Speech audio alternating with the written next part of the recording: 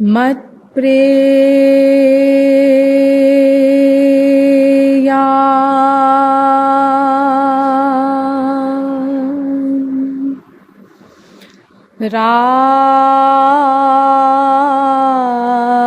राधिका प्रेया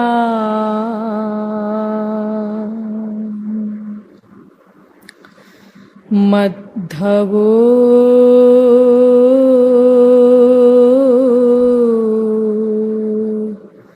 राधिका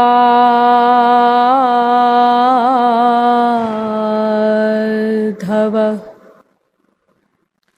तस्मादपि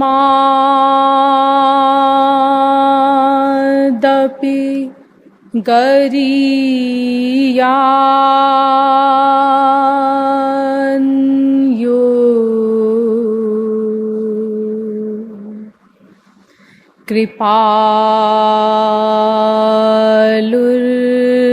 कृपालुर्मे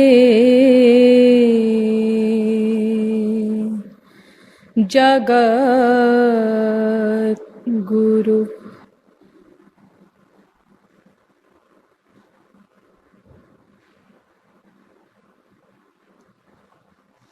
जिज्ञासु जीवात्माओं, दैनिक नियमानुसार पहले कुछ देर श्री हरिनाम संकीर्तन कर लीजिए, पश्चात विषय प्रारंभ किया जाएगा। भजो गिरिधर गोविंद गोपाला,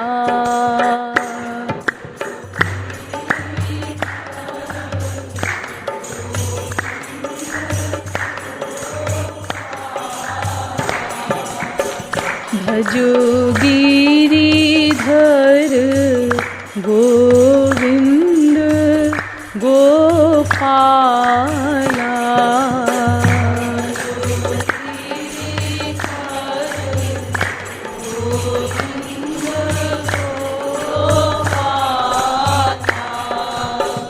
भजो गिरिधर गोविंद गोपाला,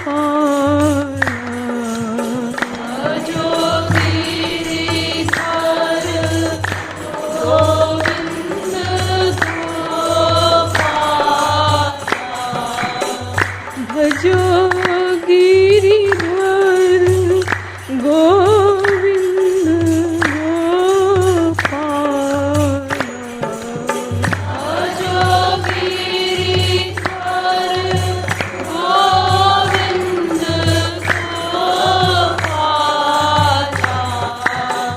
भजो गिरिधर गोविंद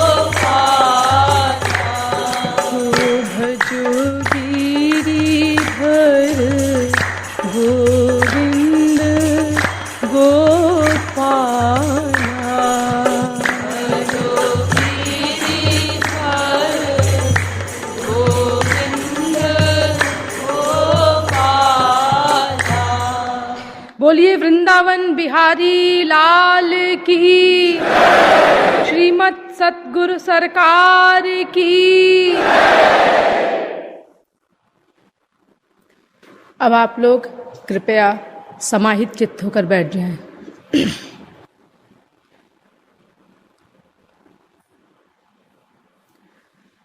अब तक मैंने आप लोगों को यह बताया कि विश्व का प्रत्येक जीव एकमात्र आनंद की प्राप्ति के लिए ही अनादिकाल से प्रतिक्षण प्रयत्नशील है, लेकिन अभी तक उस आनंद का लवलेश भी प्राप्त नहीं कर सका।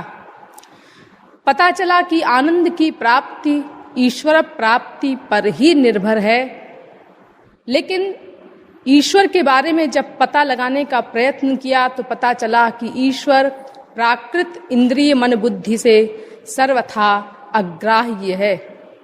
हम लोग निराश हुए, लेकिन पुनः वेदादिकों ने बताया कि वो ईश्वर जिस पर कृपा कर देता है वो उस ईश्वर को जान लेता है एवं प्राप्त कर लेता है।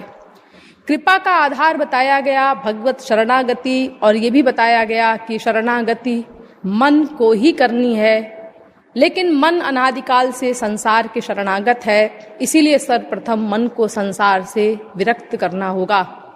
एतदर्थ संसार के स्वरूप पर विचार आवश्यक प्रतीत हुआ और आपको बताया गया कि ब्रह्मलोक पर्यंत के ऐश्वर्यों में कुत्रापि न सुख है न दुख है, ऐसा हमको निश्चय करना होगा। तब हमारा मन संसार से रिक्त होगा, खाली होगा, और उसके पश्चात एक श्रोत्रिय ब्रह्मनिष्ठ महापुरुष की आवश्यकता प्रतीत हुई। अतएव महापुरुष के विषय में भी आपको विस्तार से समझाया गया। तत्पश्चात ईश्वरीय साधना के मार्गों का प्रकरण आया और आपको बताया गया कि 3 मार्ग बताए गए हैं, एक कर्म, एक ज्ञान एवं एक भक्ति। कर्म के संबंध में कर्म, विकर्म, अकर्म और कर्म संन्यास, इन चारों का विशद विवेचन किया गया और सारांश में आपको ये बताया गया कि ईश्वर भक्ति रहित कर्म धर्म अगर 100% विधिवत भी हो तो स्वर्ग से अधिक और कुछ नहीं दे सकता, जहां से लौटने के बाद फिर कूकर शूकर कीट पतंगादि योनियों में भटकना पड़ता है। अतएव कर्म धर्म, भक्ति रहित कर्म धर्म निंदनीय है। लेकिन अगर कोई ईश्वर भक्ति युक्त कर्म धर्म करता है, अर्थात यथाशक्ति कर्म धर्म करते हुए मन से निरंतर ईश्वर भक्ति ही करता है, या कर्म धर्म का स्वरूपतः परित्याग करके केवल ईश्वर भक्ति ही करता है, तो इन दोनों का कल्याण हो जाता है। यानी कल्याण भक्ति से ही होगा, भक्ति रहित कर्म धर्म से नहीं। पश्चात ज्ञान का विषय आया और उस संबंध में आपको ये बताया गया कि वेदों शास्त्रों में एक ओर ज्ञान की बड़ी भारी प्रशंसा की गई है और दूसरी ओर ज्ञान की घोर निंदा भी पाई जाती है। इसका समन्वय करते हुए आपको ये बताया गया कि 3 प्रकार का ज्ञान होता है, एक शाब्दिक ज्ञान, एक आत्मक ज्ञान एवं एक परमात्मक ज्ञान। आत्मक ज्ञान एवं परमात्मक ज्ञान अनुभवात्मक ज्ञान के पार्ट्स हैं, यानी 2 प्रकार का ज्ञान प्रमुख रूप से होता है, एक शाब्दिक ज्ञान, एक अनुभवात्मक ज्ञान।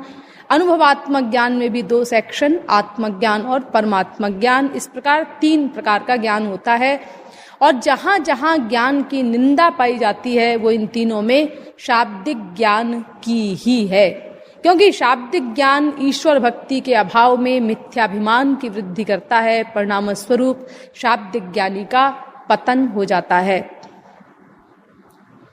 ज्ञान बिना हो भगति पे, भगति बिना नहीं ज्ञान, राधे राधे। भगति बिना हो ज्ञान जो, लावत उर अभिमान, राधे राधे। भक्ति शतक। अब चलिए इसके बाद नंबर 2 पर आत्मक ज्ञानी एवं नंबर 3 पर परमात्मक ज्ञानी। इन दोनों का एक सिद्धांत है, बस उसी पर गहराई से आज विचार करना है। यानी ज्ञानी और भक्त, ये 2 नाम आप जो सुनते हैं, इनमें एक भेद है केवल, बस। ज्ञानी कहता है सोहम, भक्त कहता है दासोहम। अर्थात ज्ञानी कहता है जीवात्मा ही परमात्मा है और भक्त कहता है जीवात्मा परमात्मा का अंश है।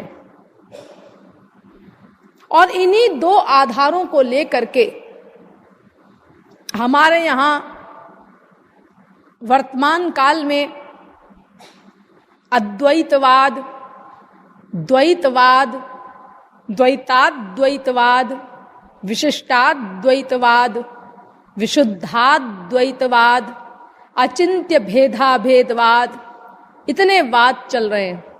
वेदांत के केवल, और फिर एक एक वाद में भी कई कई वाद। जैसे अद्वैत वेदांतवाद के अंतर्गत पहले चला विवर्तवाद, फिर अवच्छेदवाद, फिर दृष्टि सृष्टिवाद, फिर बिंब प्रतिबिंबवाद, फिर अज्ञातवाद। ये देखो, एक वाद में, एक अद्वैतवाद के अंतर्गत इतने सारे वाद। तो एक जीवात्मा के पॉइंट को लेकर के ही आज हमको गहराई से विचार करना है कि ये जीवात्मा परमात्मा ही है या जीवात्मा परमात्मा का है। और दूसरी बात ये कि परमात्मा की प्राप्ति कर लेने के पश्चात क्या जीवात्मा परमात्मा ही बन जाएगा या जीवात्मा परमात्मा से पृथक रहेगा। अगर उसकी सत्ता है, जीवात्मा अलग है परमात्मा से, अलग पर्सनैलिटी रखता है, तब तो अलग रहेगा। और अगर वो परमात्मा ही है तो फिर अलग कैसे रहेगा? फिर तो परमात्मा ही बन जाएगा, सत्ता ही खत्म। सत्ता है ही नहीं उसकी, परमात्मा ही है तो फिर तो बात ही खत्म हो जाएगी। तो इसी पर हमको आज विचार करना है। चलिए वेदांतियों के पास चलें। आज मैं आप लोगों को तमाम वेदांतियों के पास ले चलूंगी, लेकिन आप लोग घबराएं नहीं, आराम से चलेंगे हम लोग टहलते हुए। कोई विशेष बोझा आपके सिर पर नहीं डालेंगे, थोड़ा सा ध्यान देकर आप लोग सुनने का प्रयत्न करेंगे तो सब समझ में आता जाएगा। 5000 वर्ष पहले कलयुग के प्रारंभ में वेदव्यास हुए। इन्होंने एक पुस्तक लिखी, उसका नाम है वेदांत। इसी को ब्रह्म सूत्र भी कहते हैं, इसी को शारीरिक भाष्य भी कहते हैं, इसी को उत्तर मीमांसा भी कहते हैं। कई नाम हैं इसके। इसको शास्त्र भी कहते हैं। 6 शास्त्र है ना, आप लोगों ने सुने होंगे, न्याय, वैशेषिक, सांख्य, मीमांसा, पातंजलि, वेदांत। तो ये 6 शास्त्रों में एक शास्त्र है वेदांत, और सबसे इंपॉर्टेंट यही है। इसीलिए बड़े बड़े दिग्गज शास्त्रार्थ महारथियों ने, आचार्यों ने, जगत गुरुओं ने इसी पर खास जोर दिया है और इस पर भाष्य लिखे हैं बड़े बड़े। अरे वैसे गीता पे भी भाष्य लिखे हैं, भागवत पर भी भाष्य लिखे हैं, तमाम और ग्रंथों पर भी भाष्य हैं, उपनिषद वगैरह पर भी, लेकिन खास जोर सबका वेदांत पर है। ये वेदांत माने क्या होता है? वेदांत वेद का सारभूत तत्व है, इसीलिए सबका ध्यान इसी पर विशेष है। और ठीक है, होना भी चाहिए। तो 5000 वर्ष पहले वेदव्यास ने वेदांत नामक ग्रंथ लिखा। क्यों जी, क्या इसके पहले वेदांत नहीं था? था। ये जितनी किताबें हैं, वेदांत है या तुलसीदास जी की रामायण आप पढ़ते हैं या गीता है, ये जितनी पुस्तकें हैं, ये इस रूप में भले ही ना रही हों पहले, लेकिन इनके जो सिद्धांत हैं, ये सिद्धांत सब अनादिकाल से हैं। ये सब चीजें वेदों से निकली हैं। इसीलिए हर शास्त्रकार अपने ग्रंथ के सिद्धांत को वेदों से प्रमाणित करता है कि मैं अपनी जेब से कुछ नहीं कह रहा हूं, ये वेद प्रमाण है, ये वेद प्रमाण है। तो वेदांत में भी वेद प्रमाण है। वेद रहित वेदांत का कोई मूल्य नहीं, उसको फाड़ के फेंक दो। क्योंकि सनातन धर्म में वेद विरुद्ध बात महात्मा तो क्या भगवान की भी नहीं मानी जाती। मैंने आपको बहुत डिटेल में समझाया था कि 10 अवतार जो हमारे यहाँ प्रमुख हैं उनमें से एक भगवान बुद्ध हुए हैं। तो हम लोग भगवान बुद्ध को नमस्कार करते हैं, प्रणाम करते हैं, लेकिन भगवान बुद्ध के सिद्धांत का हम बहिष्कार करते हैं, क्योंकि वेद विरुद्ध बोला उन्होंने। तो वेद विरुद्ध हम कुछ भी मानने को तैयार नहीं।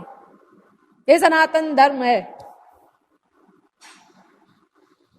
तो ये वेदव्यास ने 5000 वर्ष पहले ये वेद का सारभूत तत्व वेदांत लिखा।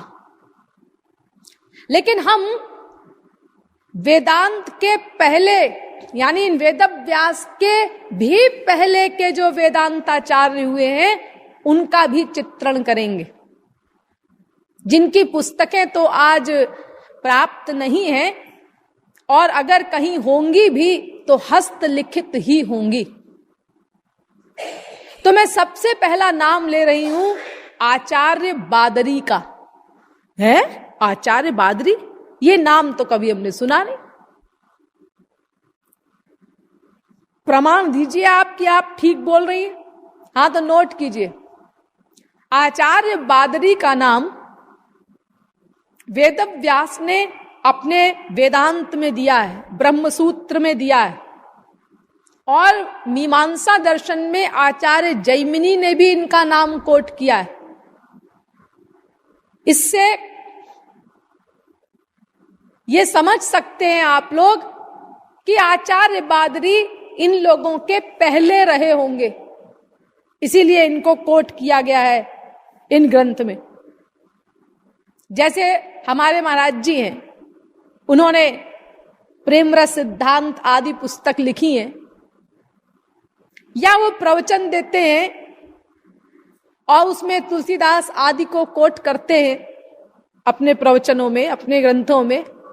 तो भविष्य में जब उनके वो प्रवचन सुने जाएंगे, उनकी वो पुस्तकें पढ़ी जाएंगी, तो मूर्ख भी समझ लेगा कि भाई ये महाराज जी तुलसीदास जी के बाद हुए हैं, तुलसीदास जी इनसे सीनियर है, पहले हुए। तो ऐसे ही ये बादरी आदि का नाम जो कोट किया है वेदव्यास ने, उससे ये समझ सकता है गधा भी कि इनसे सीनियर रहे होंगे। तो वहां आचार्य बादरी का सिद्धांत ये पता लगा कि आचार्य बादरी जीवात्मा को परमात्मा से पृथक मानते हैं, और ऐसा बताते हैं कि जीवात्मा को परमात्मा की प्राप्ति करनी होगी, यही उसका चरम लक्ष्य है, और उस प्राप्ति के लिए परमात्मा की शरण में जाना होगा जीवात्मा को। तब परमात्मा की कृपा होगी, तब परमात्मा की कृपा से माया निवृत्ति करके जीव परमात्मा के लोक में परमात्मा के शरीर प्लस परमात्मा के ज्ञान प्लस परमात्मा के आनंद से युक्त होकर के अनंत काल के लिए परमात्मा का नित्य कैंकर्य प्राप्त करेगा, लेकिन रहेगा परमात्मा से भिन्न, पृथक। आनंद भोगने की दृष्टि से वो परमात्मा के बराबर हो जाएगा।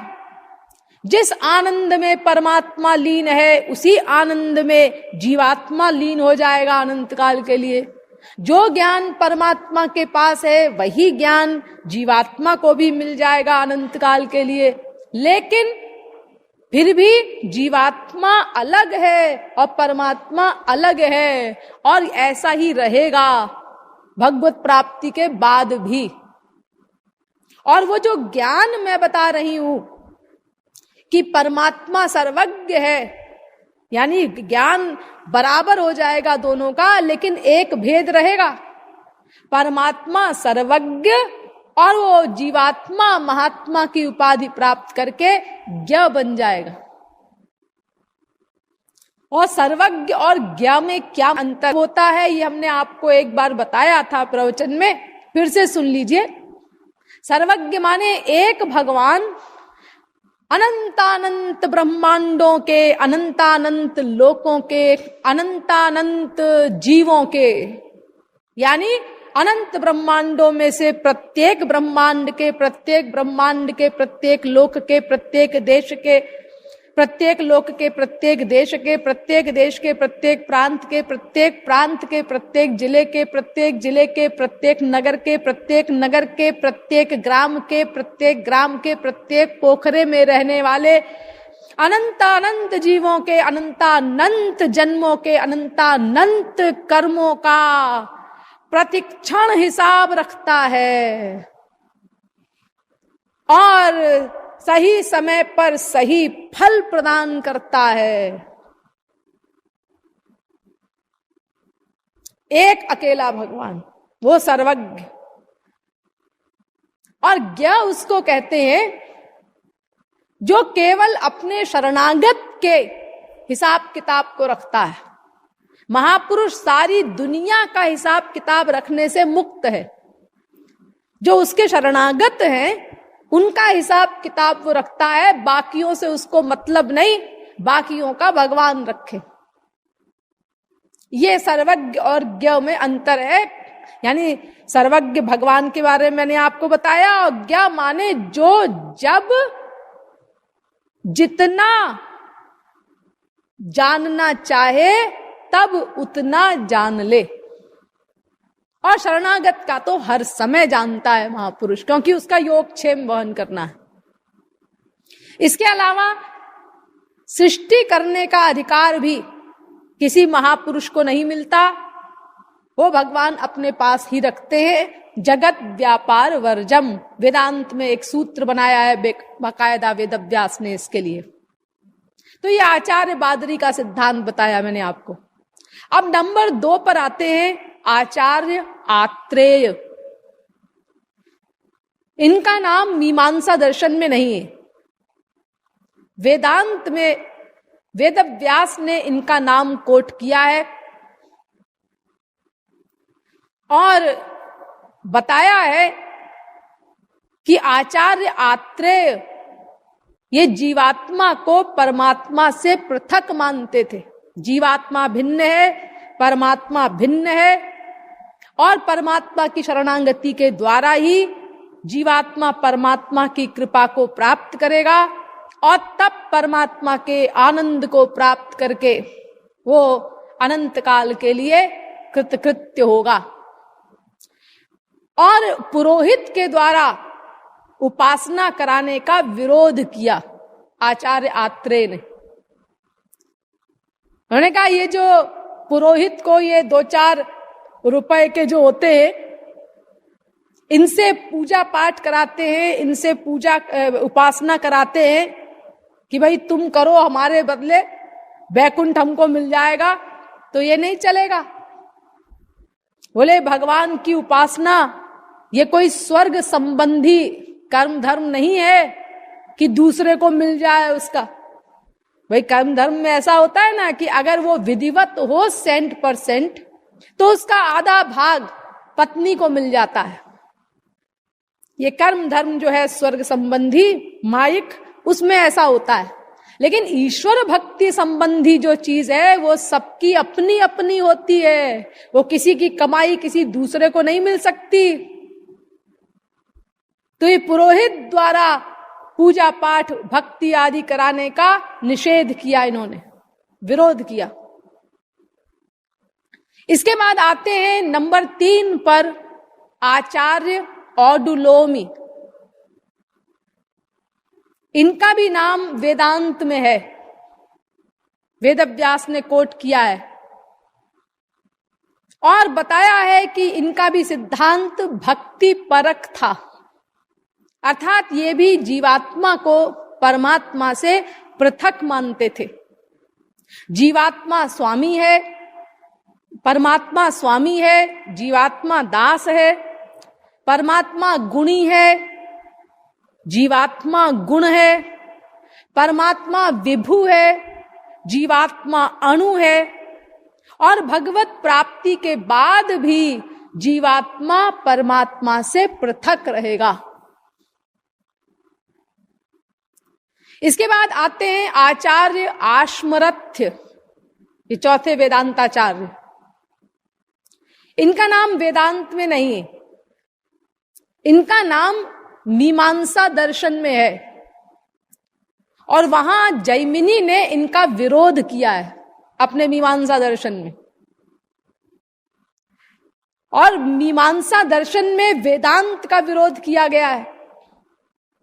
आचार्य जैमिनी वेदांत के विरोधी थे, क्योंकि मीमांसा में कर्मकांड है, और उस मीमांसा में आचार्य आश्मरथ्य का जैमिनी ने विरोध किया है। तो इससे गधा भी ये समझ सकता है कि ये वेदांत के विद्वान थे।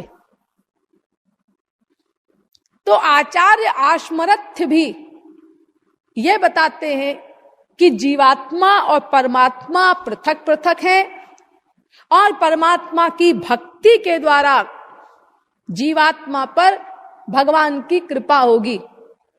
इनके सिद्धांत को आदि जगत गुरु शंकराचार्य ने भी कोट किया है इनके नाम को, और भामतीकार वाचस्पति इन्होंने भी कोट किया है, और ये बताया है कि ये विशिष्टाद्वैती थे। विशिष्टाद्वैती ये मानते हैं कि ये संसार और जीव ये विशेषण है, और इनका विशेष है भगवान। भगवान जीव और जगत दोनों का अध्यक्ष है। तो इनका भी यही सिद्धांत कि जीवात्मा और परमात्मा पृथक पृथक हैं, और जीवात्मा को परमात्मा की भक्ति करके माया निवृत्ति करनी होगी, लेकिन माया निवृत्ति के पश्चात भी जीवात्मा परमात्मा से पृथक रहेगा। अब इसके बाद आए वेदव्यास कलयुग के प्रारंभ में। इनके बारे में तो आप लोग जानते ही हैं, इन्होंने तो पूरी की पूरी भागवत की ही रचना की है श्री कृष्ण भक्ति के लिए।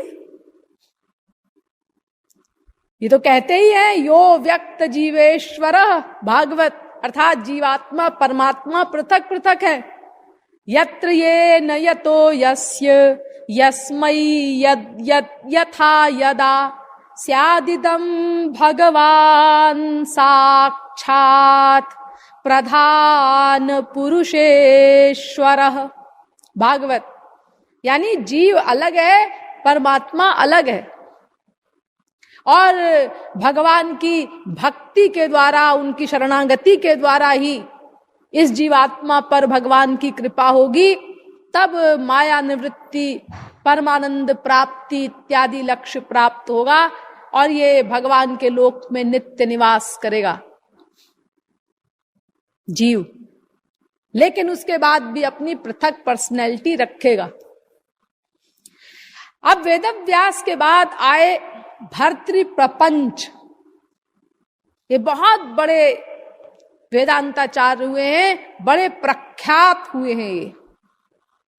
इनका नाम सुरेश्वराचार्य ने कोट किया है, और वहां ये बताया है कि इनका ज्ञान कर्म समुच्चयवाद का सिद्धांत था, यानी जीवात्मा पृथक है और परमात्मा पृथक है। अभी मैं बस एक पॉइंट को लेकर चल रही हूं।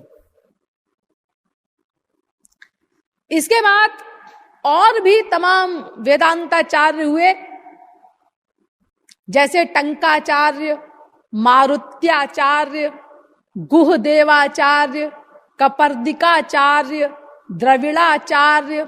इन सब वेदांतियों ने द्वैत परक व्याख्या ही की है, अर्थात जीवात्मा को परमात्मा से पृथक माना है, और परमात्मा की भक्ति के द्वारा जीवात्मा का कल्याण होगा, माया निवृत्ति होगी, और माया निवृत्ति के पश्चात भी जीवात्मा परमात्मा से पृथक रहेगा, ऐसा माना है सबने। अब इसके बाद आए आदि जगत गुरु शंकराचार्य 2500 वर्ष पहले ये कहते हैं कि जीवात्मा ही परमात्मा है।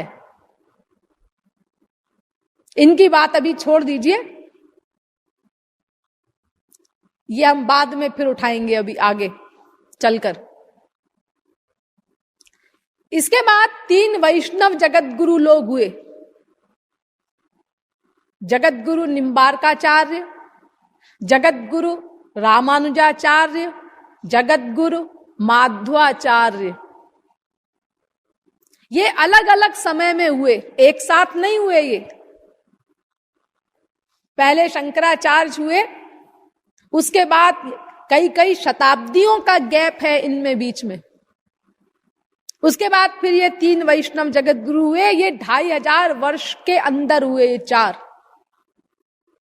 आज ये चारों जगत गुरु संसार में नहीं है, इनके चेलों के चेले के चेले हैं। यानी इनके जाने के बाद जो जगत गुरु की सीट पर बैठे, इनकी सीट पर, जैसे राजा का लड़का वो राजा हो जाता है ना, जैसे मान लो किसी के 10 चेले हुए, अब उनमें से जिसके नाम उसने लिख दिया कि हमारे जाने के बाद ये हमारी गद्दी पर बैठेगा, तो ऐसे गद्दीधारी जगत गुरु लोग हैं आजकल। ओरिजिनल चारों ये जगत गुरु जो मैं बता रही हूं, आदि जगत गुरु शंकराचार्य, आदि जगत गुरु निम्बार्काचार्य, आदि जगत गुरु रामानुजाचार्य, आदि जगत गुरु माध्वाचार्य, ये चारों चले गए, ओरिजिनल नहीं है ये। तो इन सब जगत गुरुओं में केवल शंकराचार्य ने ऐसा कहा कि जीवात्मा ही परमात्मा है, और इसी प्रकार का भाष्य लिखा सब ग्रंथों का। लेकिन बाकी 3 जगत गुरु जो बाद में हुए, निम्बार्काचार्य, माध्वाचार्य, रामानुजाचार्य, इन लोगों ने द्वैत परक व्याख्या की, भगवान की शरणागति से भगवान की प्राप्ति का सिद्धांत बताया कि, और ये बताया कि जीवात्मा अलग है, परमात्मा अलग है। 5वें ओरिजिनल जगत गुरु हमारे श्री महाराज जी ही हैं, ये तो आप लोग जानते ही हैं, जिनको काशी विद्वत परिषद, जो भारत के शीर्षस्थ 500 विद्वानों की सभा है, उसने 14 जनवरी सन 1957 को जगत गुरु तम की उपाधि से विभूषित किया हमारे महाराज जी को। तो इनका सिद्धांत क्या है, ये तो आप लोग मुझसे सुन ही रहे हैं और आगे भी सुनेंगे। आज के प्रवचन से भी और स्पष्ट हो जाएगा आपको उनका सिद्धांत, और उसके बाद पूरी प्रवचन श्रृंखला कोई सुन ले तब तो बिल्कुल ही उनकी फिलॉसफी क्लियर हो जाएगी कि उनका क्या सिद्धांत है। फिर भी 2-3 वाक्यों में सुन लीजिए, अभी प्रकरण आया है। तो ये 5वें ओरिजिनल जगत गुरु श्री कृपालु जी महाराज भी यही कहते हैं कि जीवात्मा और परमात्मा पृथक पृथक तत्व हैं, और परमात्मा की भक्ति के द्वारा परमात्मा की प्राप्ति कर लेने के पश्चात भी जीवात्मा परमात्मा से पृथक रहेगा, और परमात्मा से पृथक रह करके परमात्मा के लोक में परमात्मा के शरीर प्लस परमात्मा के ज्ञान प्लस परमात्मा के आनंद से युक्त होकर के नित्य निवास करेगा। अब ये जो जगत गुरु लोग हैं, इनका सिद्धांत पृथक पृथक समझ लीजिए। श्री महाराज जी के पूर्व वाले जगत गुरु रामानुजाचार्य, इनका सिद्धांत विशिष्टाद्वैत कहलाता है। विशिष्टाद्वैत, इन्होंने 3 तत्व माने, ईश्वर, जीव और माया, और ये बताया कि तीनों तत्व नित्य हैं, सनातन हैं, सदा से थे और सदा रहेंगे। लेकिन इनमें जीव और माया ये दोनों विशेषण हैं और भगवान विशेष है। चित, अचित, ईश्वर, ये तीन तत्व हैं। तो चित माने जीव, अचित माने जगत, इन दोनों का शरीरी भगवान। रामानुजाचार्य ने कहा, और उन्होंने कहा कि देखो ये जीवात्मा परमात्मा की शरणागति के द्वारा परमात्मा की प्राप्ति करेगा। और ऐसा कहा कि देखो ये जो कहा जाता है कि जीवात्मा परमात्मा ही है, ये इस दृष्टि से कहा जाता है कि कुछ चीजें जीवात्मा की परमात्मा से मिलती हैं। परमात्मा चेतन है, जीवात्मा भी चेतन है। परमात्मा ज्ञानाश्रय है, जीव भी ज्ञानाश्रय है। परमात्मा स्वयं प्रकाश है, जीवात्मा भी प्रकाशवान है। तो कुछ बातें जीवात्मा परमात्मा की एक सी हैं, इसीलिए उस दृष्टि से कह दिया जाता है कि जीवात्मा परमात्मा एक है। तो एक का मतलब जीवात्मा परमात्मा ही है ऐसा नहीं, एकत्व का मतलब है सदृश, परमात्मा के समान है। तो समान का मतलब दो पर्सनैलिटी हो गई। जैसे हम कहें कि इसकी नासिका तोते के समान है, तो ये दो अलग अलग चीजें हो गई ना। अरे समान का मतलब दो सत्ता हो गई जब कंपैरिजन हो रहा है, तो एक नहीं हुआ वो। तो ये जीवात्मा परमात्मा के समान है, यानी जीवात्मा अलग सत्ता है और परमात्मा अलग सत्ता है। जीवात्मा परमात्मा ही नहीं है, क्योंकि जीवात्मा परमात्मा में जहां कुछ चीजें मिलती हैं वहां तमाम भेद भी हैं। भगवान विभु है, जीवात्मा अणु है। भगवान अंशी है, जीव अंश है। भगवान भर्ता है, जीव भृत्य है। भगवान सर्वशक्तिमान है, जीव अल्प शक्तिवान है। भगवान सर्वज्ञ है, जीव अल्पज्ञ है।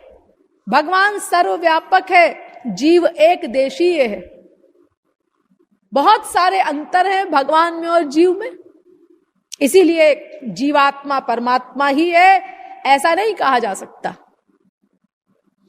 देखिए ये रामानुजाचार्य ये पहले गए यादव प्रकाश के पास पढ़ने के लिए। उन्होंने इनको पढ़ाया कि सर्वम खलविदम ब्रह्म, सब कुछ ब्रह्म है। ये भिड़ गए गुरुजी से, ये यस्सर कहने वाले तो थे नहीं। तो गुरुजी घबरा गए, कुछ जवाब नहीं दे सके। तो उन्होंने कहा कि अरे ये तो मुझसे भी अधिक काबिल हो गया, अब इसकी हत्या करा देनी चाहिए। रामानुजाचार्य की हत्या का प्लान बनाया यादव प्रकाश ने। देखिए वेदांत का प्रकांड विद्वान और चेले की हत्या की योजना बना रहा है। देखो थ्योरेटिकल गुरु हो, प्रैक्टिकल महापुरुष ना हो तो उसकी फिर क्या हालत हो सकती है, और प्रैक्टिकल हो तो फिर देखो हमारे महाराज जी, उनके बारे में आप लोग जानते ही हैं कि स्वयं तो मान प्रतिष्ठा आदि से करोड़ों कोस दूर रहना चाहते हैं, और हम लोगों को जो उनके प्रचारक है। हमारी ओरिजिनलिटी तो यही थी कि हम सब भोंदू भट्ट, किसी को ABCD भी नहीं आती फिलॉसफी की, संस्कृत भी नहीं आती थी मुझे, तो मैंने आपको बताया है, मैंने तो इंग्लिश में MA किया है। लेकिन उनका यह प्रयत्न रहता है कि कैसे हमारे प्रचारकों को अधिक सम्मान प्राप्त हो। खुद तो बिल्कुल नहीं चाहते अपना, अरे सम्मान दुनिया के द्वारा क्या चाहेंगे, हम उनके प्रचारक हैं, रात दिन उनकी कृपाओं का अनुभव कर रहे हैं। जो कुछ मिला है सब कुछ उनसे मिला है, जो कुछ आज हम हैं सब उनकी कृपा के बदौलत है। लेकिन हम उनकी प्रशंसा करें ये भी उनको बर्दाश्त नहीं होता। ये तो महाराज जी की अनुपस्थिति का लाभ उठा करके मैं बोल रही हूं ये सब, वो विदेश गए हुए हैं, नहीं तो उनके सामने फिर तो आपको पता ही है कि हिम्मत नहीं पड़ती। लेकिन हम लोगों के लिए जो हम फटीचर हैं वो चाहते हैं कि हमको खूब सम्मान मिले। अपने प्रचारकों के अंदर महाराज जी अपना जो उनके दिव्य ज्ञान का समुद्र है वो सबका सब भर देना चाहते हैं, उड़ेल देना चाहते हैं।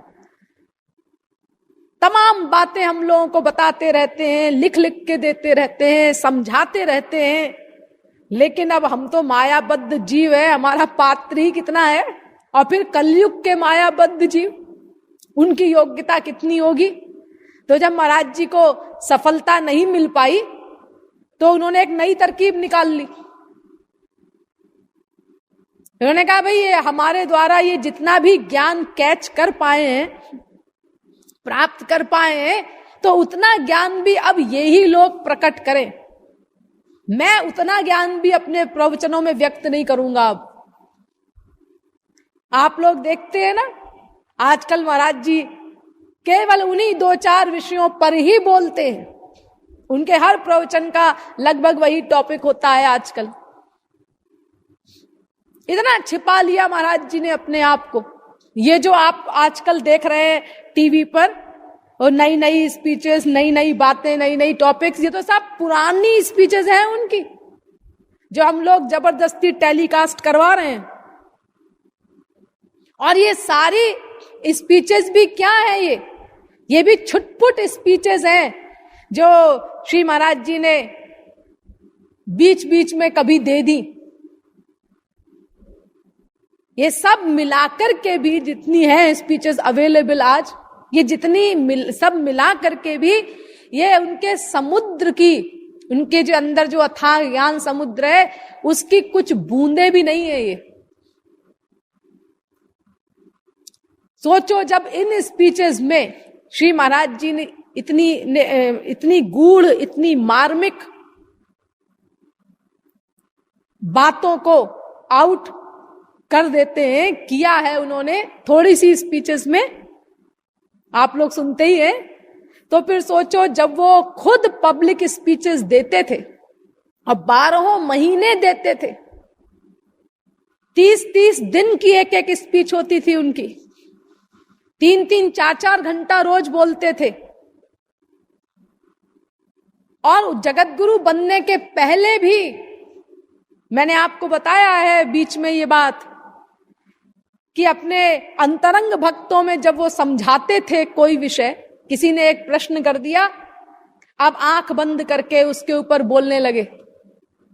और समय का महाराज जी को कोई भान रहता नहीं था।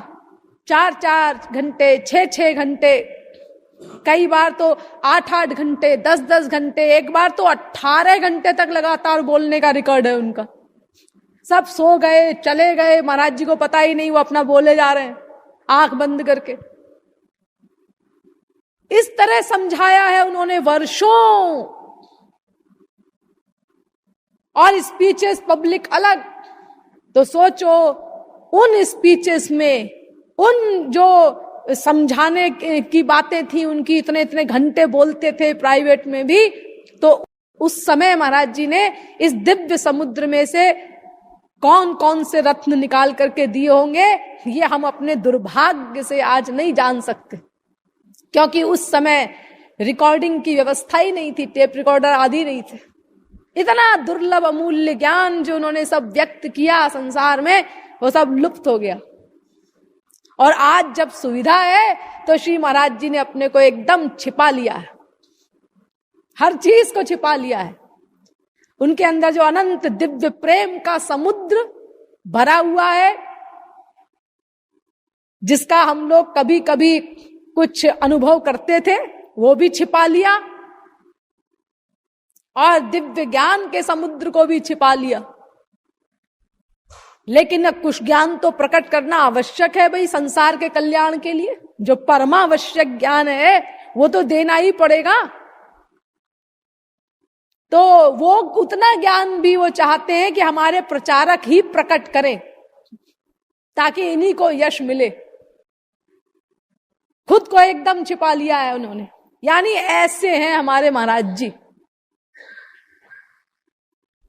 और प्रचारकों की बात छोड़ो, आप लोग भी उनका अनुभव करते हैं। यहां सब भक्त बैठे हैं उनके, कितनी अकारण करुणा उनके अंदर है, कितना प्यार करते हैं वो अपने शरणागत को, कि बड़े बड़े अपराधों को भी इग्नोर करके इतना स्नेह प्रदान करते हैं, इस प्रकार योगक्षेम वहन करते हैं, इतना ध्यान रखते हैं हम सब लोगों का, कि कोई ये जो स्वार्थी माँ बाप होते हैं ये भी इतना बदला नहीं चुका सकते। उनका कोई स्वार्थ नहीं, तो भी रात दिन हम लोगों पर इतनी कृपा करते हैं, हमारे साथ इतना परिश्रम करते हैं, हमारी दुर्भावनाओं को भी नोट करते हैं, सहन करते हैं। ये तो आप लोग सब मेरी बात पर 100% विश्वास कर ही रहे होंगे अपने अपने अनुभव के आधार पर। आप सबको पता है कि श्री महाराज जी आपके मन की बातें नोट करते रहते हैं, अनुभव होते रहते हैं आप लोगों को। फिर भी देखो हम लोग जो अपराध करते हैं उन सब पर वो ध्यान ही नहीं देते, और फिर उसी प्रकार स्नेह का व्यवहार करते हैं, और हमारे सुधार के लिए हर प्रकार से चेष्टा करते रहते हैं।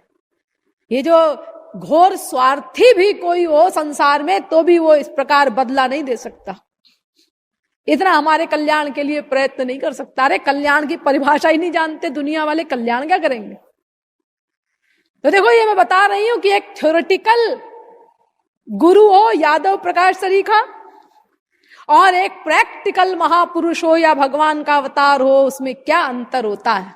इसीलिए वेद ने कहा है, गीता ने कहा है, भागवत ने कहा है, सब ग्रंथों ने कहा है कि देखो गुरु में दोनों बातें देखो, वो प्रैक्टिकल मैन भी हो और थ्योरेटिकल भी हो, ताकि तुम्हारी शंकाओं का समाधान कर सके, लेकिन प्रैक्टिकल भी हो ताकि तुमको प्रैक्टिकल चला सके ईश्वर पथ की ओर।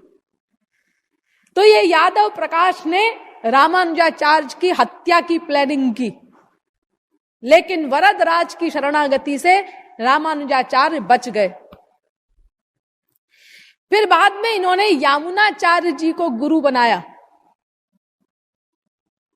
इन्होंने मंत्र दिया और ये कहा कि देखो इसको किसी को बताना मत।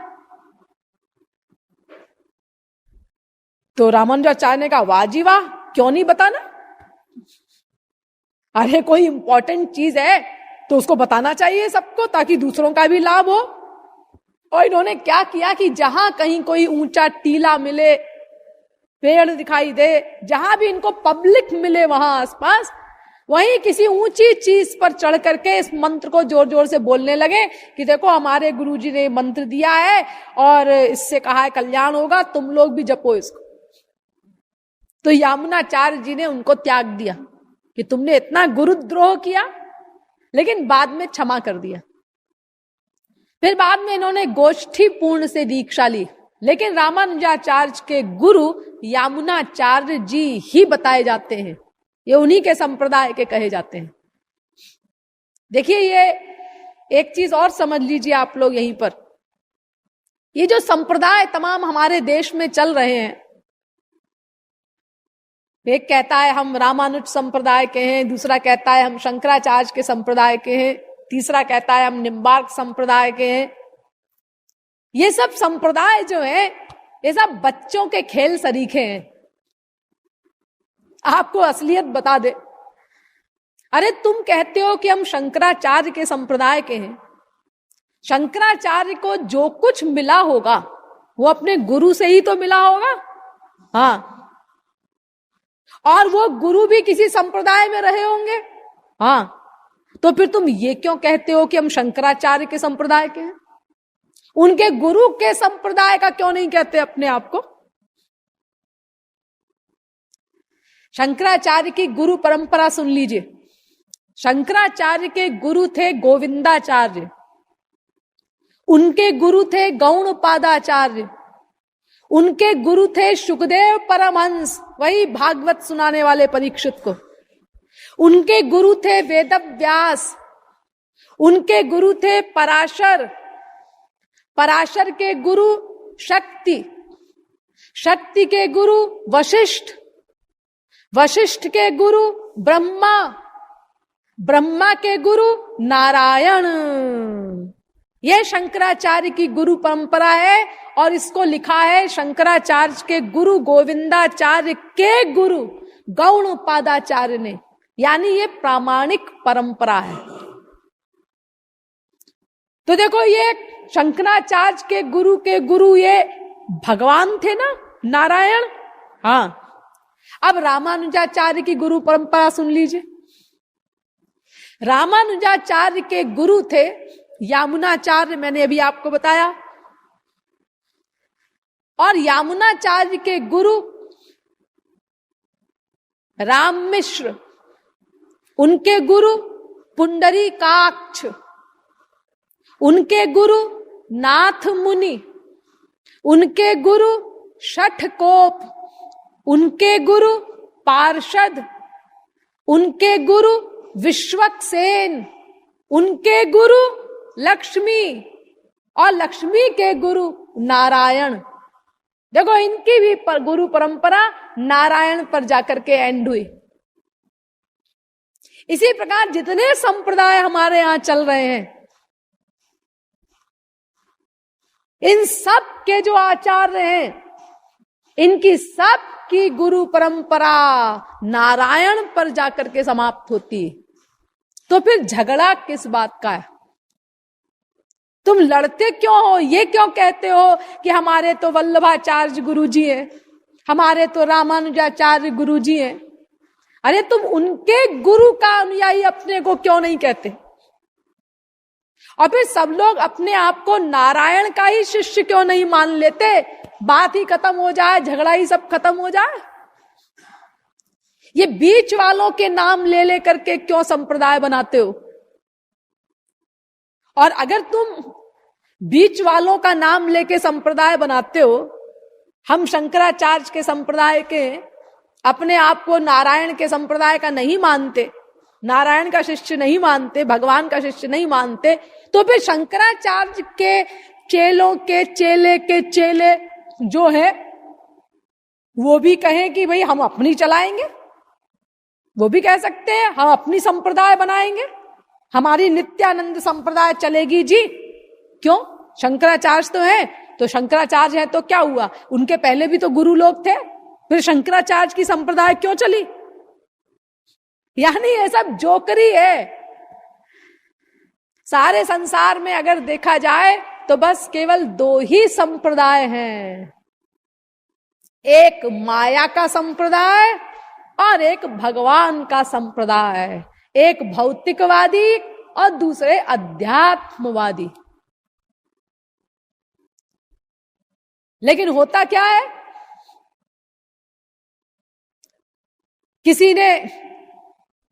किसी संप्रदाय में 4 मत हो गए, फिर उसके 8 मत हो गए, फिर उसके भी अनेक मत हो गए, एक रामानुज संप्रदाय बना, फिर उसके बाद एक रामानंद संप्रदाय बन गया।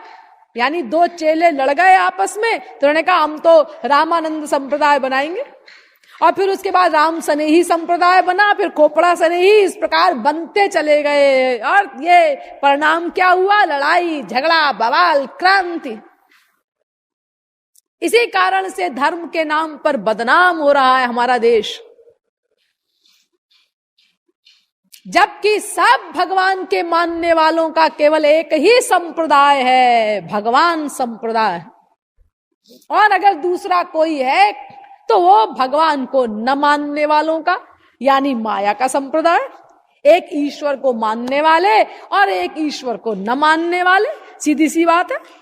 अब ईश्वर को मानने वाले जो है उनमें कोई राम को मान सकता है, कोई कृष्ण को मान सकता है, कोई निराकार को मान सकता है, कोई साकार को मान सकता है, किसी को मानो, उसमें फर्क क्या पड़ता है? वो बात तो सब एक ही है। झगड़ा किस बात का है? लड़ते क्यों हो आपस में? हमारा ये संप्रदाय है और वो हमारा संप्रदाय नहीं है। जबकि सब अगर इंक्वायरी करें अपने अपने आचार्यों की गुरु परंपरा की, तो सब की गुरु परंपरा नारायण पर खत्म होगी, यानी सबके आदि गुरु भगवान है। यानी ये संप्रदाय नाम की कोई चीज है नहीं। ये सब आपस में भाई भाई कट रहे हैं, मर रहे हैं, लड़ रहे हैं, झगड़ रहे हैं।